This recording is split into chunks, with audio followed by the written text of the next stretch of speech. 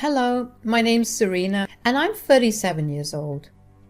A lot has happened in my life in these last few months and I just thought I'd come on here and share my experience with you.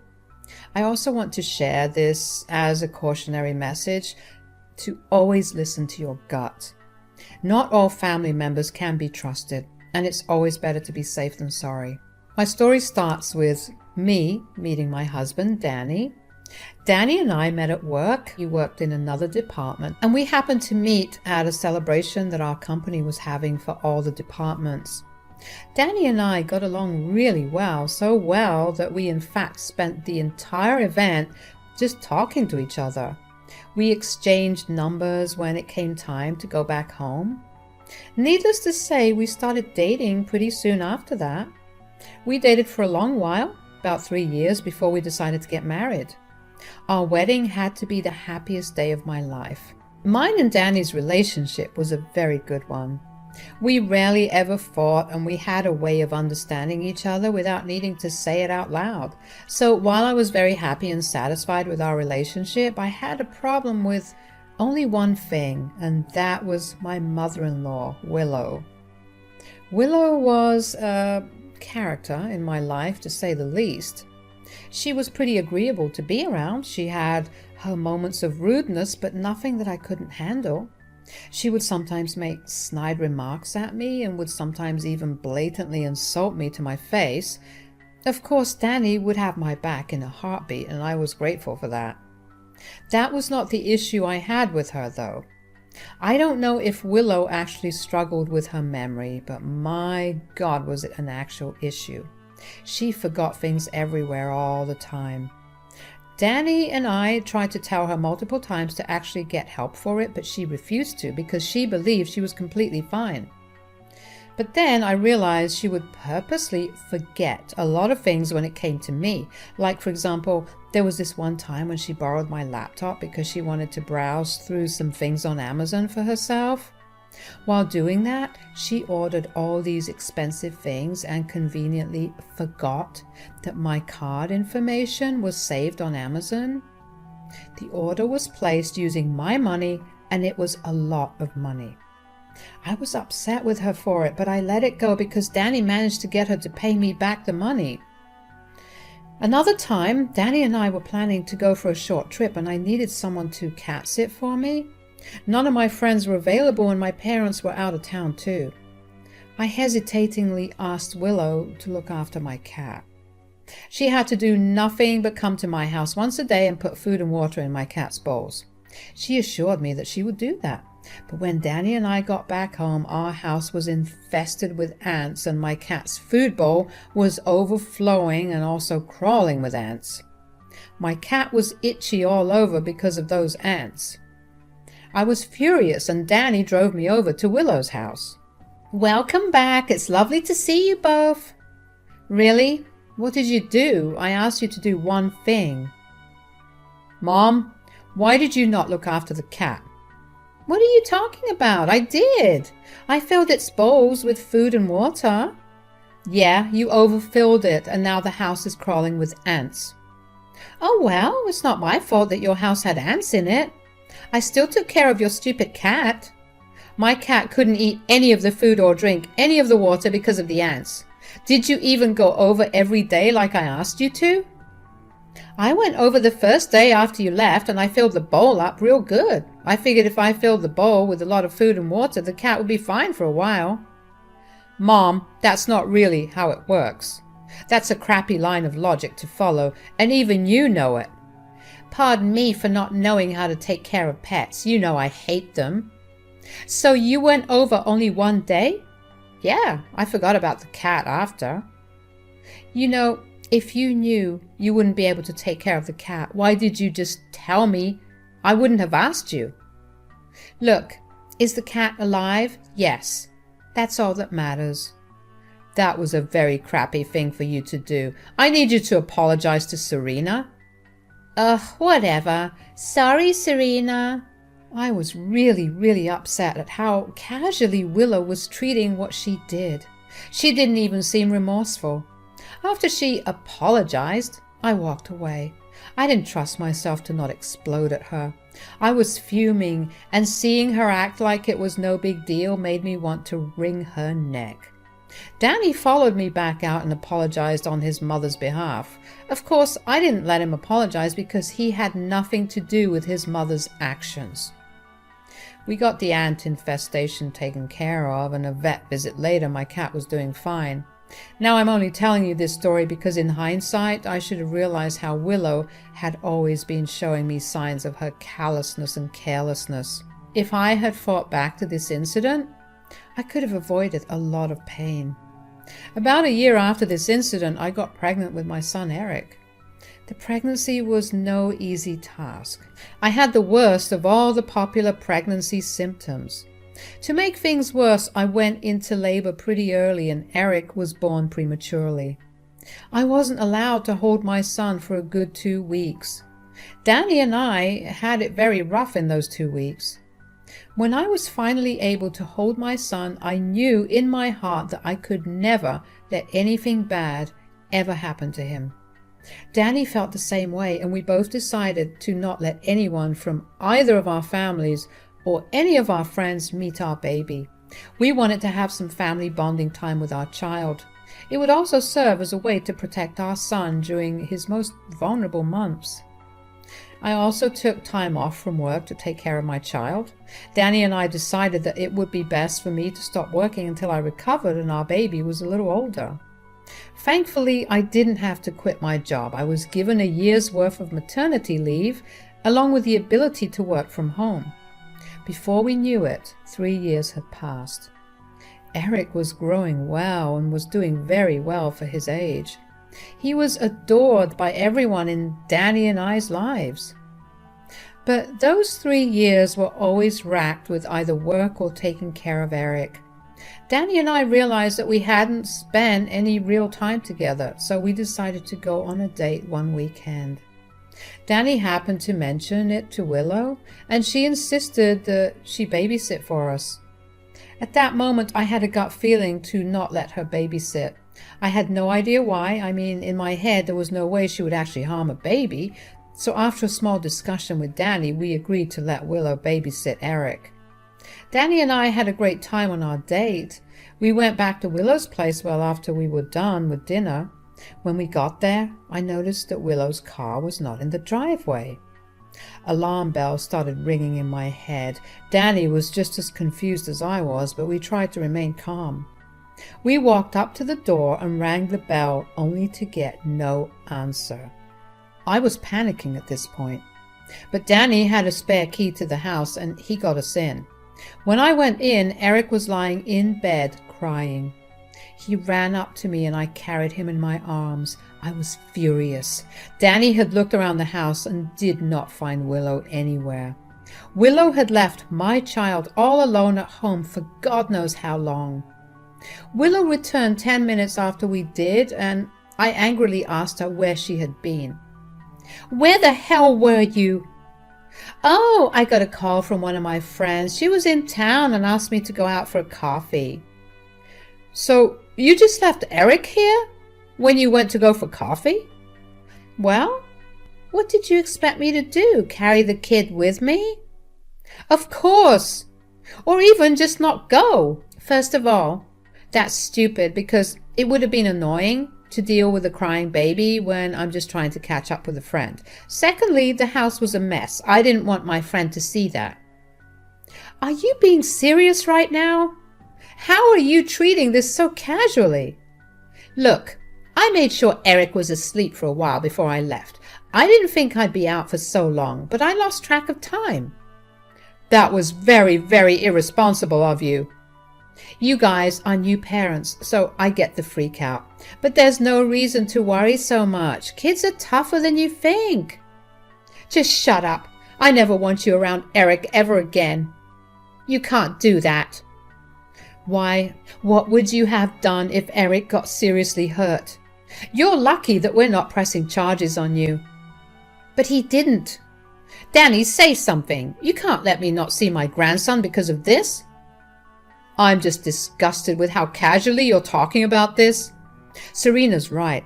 and I support her decision. I don't want you near our son anytime soon. I didn't let Willow come near our family for the next 3 years. Just the thought of her would make my blood boil with rage. She tried to reach out on many occasions, but I ignored her. Danny was on my side, although I knew he didn't like not talking to his mom. I told him that he was free to talk to his mom and visit her. I just didn't want her back in mine or Eric's lives. Danny spoke to her every other weekend, and that was about the extent of our involvement with Willow. And then one day, Danny told me that he had something to discuss with me. So, there's something I need to discuss with you. Mom has been calling me every day. Oh? What does she want? She keeps apologizing for what she did to Eric 3 years ago. Why is she suddenly apologizing for it? Well, she told me she wanted to see her grandson again. Absolutely not. Yeah, well, that's exactly what I said. Mom then went into this rant about how she's getting old and how she doesn't want to live the rest of her life estranged from her son and her grandson. That was a fate she chose for herself. I know, but you can't possibly be thinking about letting her come back into our lives. She just seems so apologetic. Yeah, probably because she has something more devious in her mind. I doubt that. I know you're still hung up over what happened, because she put our son's life in potential danger. I'm sorry, but I don't want someone who showed no care for my son in his life. He deserves better than this. And I completely agree. All I'm saying is that we slowly introduce her back into his life. No. Serena, don't be so stubborn. I'm not suggesting we let her be with him unsupervised again. All I'm saying is that we let her see him. That's a big and scary thing to do. What if when our backs are turned for a second, she'll hurt him? I'm just saying that she behaved like what she did was not wrong at all. I fully agree. That's why we'll do it slowly. We'll test the waters. I promise you that Eric will at no point be left alone with her. But she's right. She doesn't deserve to not see her grandson. She's been apologizing like crazy recently, and she really does seem remorseful right now. Fine. She can meet him, but only when I'm there. She's not allowed to touch him unless he tells her she can. She has to respect all the boundaries that are set by us and Eric. If she makes a fuss about it, her visitation rights get revoked. That's fair. I'll tell her that she can meet him next weekend. Even though I didn't want it, I let Willow come back into our lives. She became a lovely grandparent to Eric. She complained about the boundaries we set, but she never once violated them. Slowly, she and Eric began to develop a good bond, and we began seeing her once a week for family dinners. She would spoil Eric with all the gifts he wanted and would plan for family trips just so he could have a good time. She made sure that Danny and I were involved in everything. She kept this up for the next 3 years, and I slowly believed that she had changed. And then one day, she came over to our place. She told us she had something important to ask us. I need to ask you guys something. What is it, Mom? I was just thinking that Eric and I haven't really spent much time recently. I mean, thanks to Serena, I missed a lot of time with him. You were nothing but a danger to him. Of course, I wouldn't let you be around him. I left him unsupervised once, Serena. Yes, you left him alone at home when you were supposed to be looking after him to go out with your friend for a coffee. How in the world would I be okay with you ever watching after my son? Okay, Mom, what is it that you wanted to ask us? I wanted to ask if I could take Eric out to the zoo this weekend. What? Why? Eric keeps talking about his love for giraffes, and I figured that I could take him to see some. Mom, we just gave you the reason we don't want you to have alone time with Eric. I know, and I really am sorry for what I did. I'm sorry I got so defensive about it. I hate that I did that to him. I just want to prove to both of you that I've become better. So, you want to take him to the zoo? That's a good 2-hour drive away from us. Yeah, I know it's a big ask, but I promise you that I'll bring Eric back. You can go as long as we come along. No, I want some alone time to bond with him. Absolutely not. How long will you keep punishing me for something I did 6 years ago? I've been good so far and have never once hurt Eric. Just please. You know what, Mom? Why don't you give Serena and me some time to talk about it? We'll get back to you on Thursday. Fine. I obviously didn't want Eric to go somewhere far alone with Willow, but Danny was sure that Willow had changed. She had been a good person to him the past few years, so much so that she was Eric's favorite grandma. We asked Eric if he wanted to go to the zoo with only Willow, and he excitedly said yes. So against my better judgment, I told Willow she could take Eric with her. Eric was excited to go on a trip with his grandma. I was anxious about it. I asked Willow when they'd be back, and she told me that they'd be back by 4 p.m. I was worried about letting my son go out with her for so long, but he looked so happy that I put aside my worries.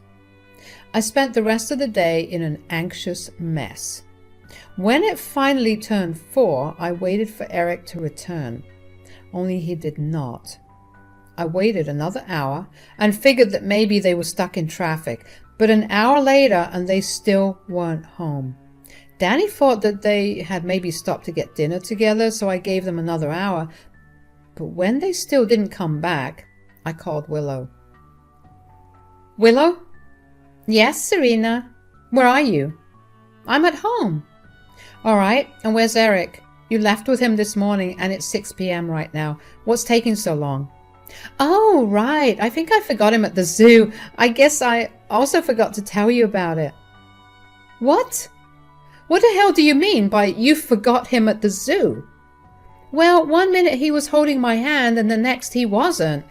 I didn't really pay much attention because I was heating up like crazy. I just left the zoo when it got too hot for me. I was halfway home and I realized that Eric wasn't in the car. What the actual hell is wrong with you? How could you not immediately call me or the cops?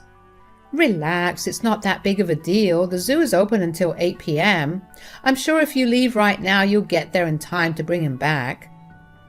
How are you being so nonchalant about this? He's just a child. He's old enough to know where to go if he's lost. He'll be fine.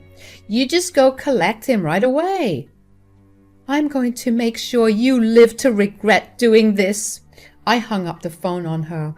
I was scared about what was happening with Eric. Danny and I drove as fast as we could to the zoo. Danny kept apologizing for convincing me to let Willow take Eric, but I too should have been smarter about making that decision.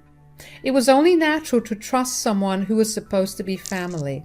On the way to the zoo, I managed to get in contact with the management, who told me that my son was doing okay and was sitting in the security room. I informed them that my husband and I were on our way, and they assured me that my son was safe and would be there when we got there. When we got there, the zoo had closed, but the security was waiting for Danny and I. They led us to Eric, who began crying as soon as he saw us. He refused to let go of us for a good 5 minutes. The security guards informed us that he had cried for hours until he finally just remained silent the entire time. Danny and I tried to ask him questions, but he refused to talk. He was still scared and wouldn't stop crying. On the drive back home, I sat in the back with him. He kept crying and stopping. My heart hurt for him. I knew I needed to put Willow in her place. I told Danny that I wanted to get the cops involved, and he agreed with me. So I called the cops and reported everything that Willow had done. They told me that they'd bring Willow in, but they'd need Danny and I to make statements. An hour later, I got a call from Willow. Why are there cops at my door? I told you that I'll make you regret it. It was not a big deal. You got the police involved in this? You put my child's life in danger. Why would I not get the law involved? You got him back, didn't you? I was only trying to get back at you for keeping him away from me for so long. It's not that deep. So you decided to traumatize my child? All for some petty revenge? The kid'll get over it. You need to stop coddling him. This is why the men in this generation are sensitive as hell. You need to teach your kid to be a man. My child is a child. His gender does not matter. He's expressing how scared he was when you abandoned him in a crowded place hours away from home. Get the cops away from here now. They won't stop banging on my door. What would you have done if Eric got injured? Or even worse, kidnapped? Would you have been this nonchalant? He's fine. Stop talking about hypotheticals. You deserve jail time. I will press charges, and there's nothing you can do about that. Goodbye, Willow. After that, Danny, Eric, and I were called to the police station to give our statements. Danny and I both recounted instances of Willow constantly being careless in ways that endangered Eric. Then the cops asked Eric if he could tell them what had happened. Eric was afraid of the officers, but I managed to calm him down and tell him that he had nothing to be afraid of. One of the police officers offered him a donut, and he immediately relaxed a little. He didn't talk for a while because he was still processing everything that happened. The police let us take our time. Danny and I engaged Eric's attention to the best of our ability. We tried to make him feel like he was finally safe and nothing bad was going to happen again.